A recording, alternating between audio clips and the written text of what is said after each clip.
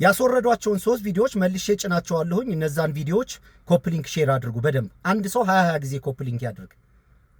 ላይክ አድርጉት፣ ፌቨራይት አድርጉት፣ ሪፖስት አድርጉት በደንብ እጭናቸዋለሁ 3ቱንም። ሰላም አለይኩም ወራህመቱላህ። እንዴት ናችሁ? ሁሉ ሰላም ነው? አልহামዱሊላህ እኔ ጋር ሁሉ ሰላም ነው። እኔ በጣም የሚገርመኝ ነገር ቆይ ወደዛ ሐሳብ ከመሄደ በፊት እነዚህ ያስወረዷቸውን ቪዲዮዎች ሊመለሱበት የሚችል እድል ካለ ሙያዊ ገዛ አድርጉልኝ፣ በውስጥ መስመር ላኩልኝ፣ ኮንታክት አድርጉኝ። እኔ የሚገርመኝ ነገር ሰላምታና ውሎ ካናደዳችሁ ለሚቀርቡ ትልልቅ ዕውቀቶችና ጥያቄዎች እንዴት ነው መልስ መስጠት የምትችሉት?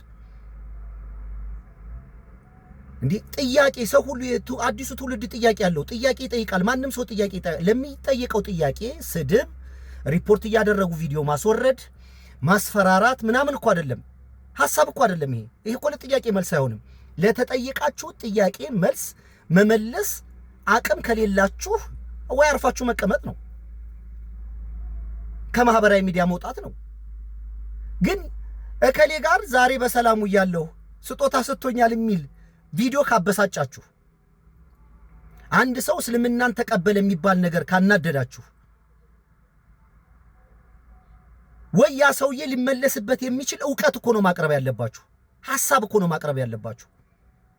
እንዴ እዚህ ማህበራዊ ሚዲያ ላይ ስንቱ ሲጨማለቅ እየዋለ ማስወረድ የሚገባችሁን ነገር ሳታስወርዱ ከአንድ ኡስታዝ ጋር ተድላ ለምን ዋለ የሚለው ነገር ካበሳጫችሁ፣ ስለዚህ የስነ ልቦና ችግር አለ ማለት ነው። ወይም የቆማችሁበትን መሰረት መመርመር አለባችሁ። ያ የቆማችሁበት መሰረት እውነት ብላችሁ የያዛችሁት ነገር እናንተን አረጋግቶ ካላስቆመ እናንተም ጥያቄ ጠይቁ፣ ወይ እንደኔ ወጣችሁ እስልምናን ተቀበሉ። እናንተ ረሳችሁት እንዴ? እኔ እኮ ከዚህ 15 16 ቀን በፊት ያሳለፍኩትን መከራ አይታችኋል።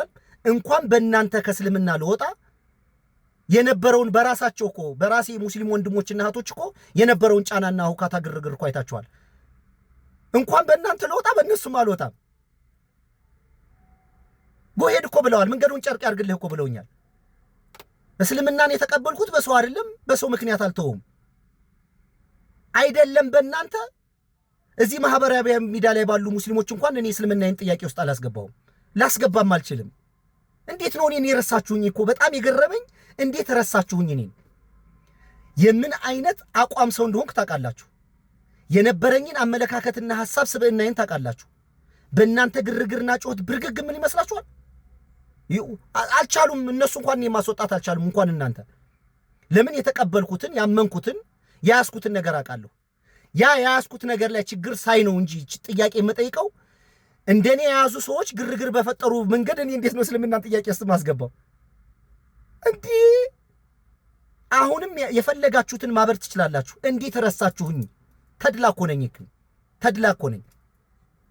እዚህ ማህበራዊ ሚዲያ ላይ የእስልምና አጥር ጋሻና ጦር አድርጎ አስቀመጠኝ። ምን ይፈጠር እንግዲህ? ገና እኮ አሁን ምንም እኮ እየሰራሁ እኮ አይደለም። በደንብ እያጠናሁ ነው፣ እያነበብኩ ነው፣ እየተማርኩ ነው፣ ቁርአንም እየተማርኩ ነው፣ እያነበብኩ ነው። እነሱ ሁሉ ተደራጅተው ሲመጣ የእስልምና ትሩፋቶችና ውጤቶች በሚል እኮ ገና እመጣለሁኝ እኮ ነኝ። በደንብ በነገሩ የተደራጀ ሰው ልሁን ብዬ ነው። እንዴ ያኔ ምንድነው የምትሆኑት? አሁን እንደዚህ ከሆናችሁ እና ይሄንን በደንብ ስሙ። እንኳን በእናንተ በዋናዎቹ እንኳን ግርግር ተፈጥሮ ምንም ነገር የመጣ ነገር የለም በእኔ ላይ። እስልምና ላይ ጥያቄ ማነሳው ራሴ ችግር ሲኖር ሳይ ነው እንጂ በእናንተ ግርግር መፍጠር መቼም ምንም ነገር አልሆንም። ወላሂ ምንም አልሆንም። እኔ እማምንበትን ነገር በድፍረትና በእውነት ለማራመድ ምንም አይነት ይሉንታ የሚባል ነገር የለኝም። በአደባባይ እኮ ነው የወጣሁት። ለዚህ ነው ራሴን ከዑመር ጋር ማመሳሰለው። ብዙ ነገር ይመሳሰለብኛል።